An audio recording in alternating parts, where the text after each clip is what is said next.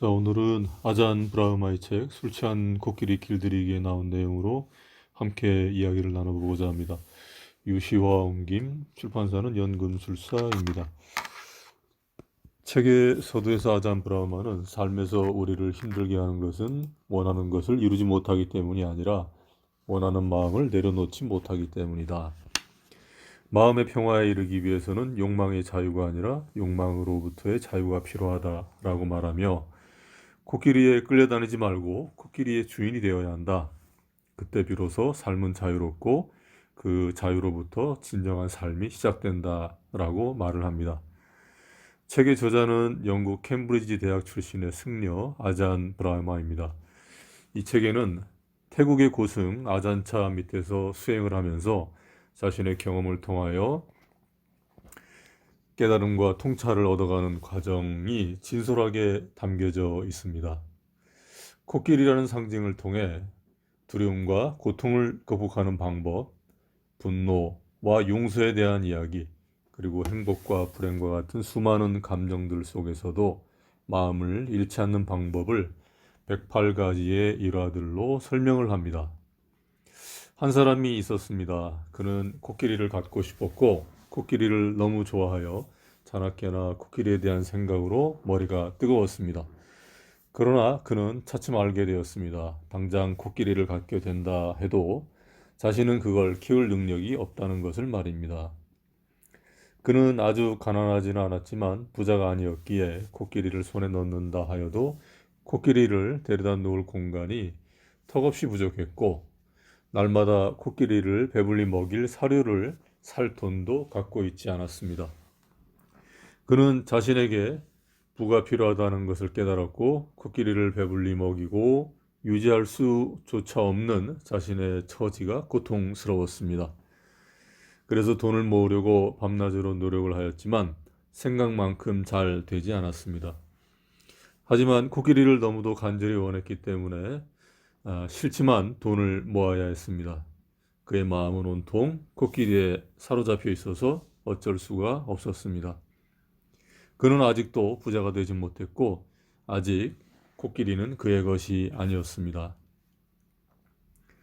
삶에서 우리를 힘들게 하는 것은 원하는 것을 이루지 못하기 때문이 아니라 그 마음을 내려놓을 수가 없기 때문입니다. 인간이 추구하는 자유에는 두 가지 종류가 있다고 합니다. 하나는 욕망의 자유이고 또 다른 하나는 욕망으로부터의 자유입니다.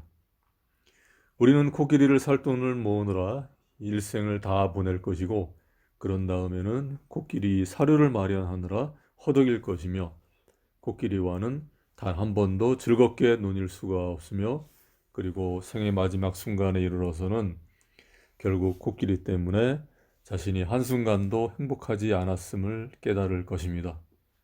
이것이 욕망의 자유를 추구하는 인간의 숙명인 것입니다. 이 글을 읽으면서 저의 생각은 그렇습니다. 먼저 코끼리라고 하는 동물이 인간의 마음에 대한 아주 좋은 적절한 상징인 듯 합니다. 예를 들어 기둥과 같은 네 다리는 욕망을, 넓고 평평한 배는 평화, 그리고 편안한 등은 아마도 최고의 권력이나 지위, 그 딱딱한 앞니빨은 분노를, 긴 코는 어쩌면 왕성한 활동 같은 것으로 생각을 해보았습니다. 물론 지역과 문화마다 상징은 다 다를 수 있습니다. 마야 부인이 석가모니를 잉태했을 때 옆구리로 코끼리가 들어오는 태몽을 꾸었다는 것은 많은 것을 상징하고 또 많은 것을 설명할 듯도 합니다. 두 번째, 코끼리 자체는 인간의 욕망으로 많은 것을 상징합니다. 크고 좋은 외제차, 착하고 아름다운 여인, 교회, 넓은 전원주택, 돈도 많이 벌고 존경도 받는 지위 같은 등등을 상징할 것입니다. 인간이 마음과 물질 중에서 물질을 구하려 하면은 둘 다 잃을 것이고 마음을 구하려 하면은 마음과 물질 둘 다를 얻게 될 것이라고 말을 합니다.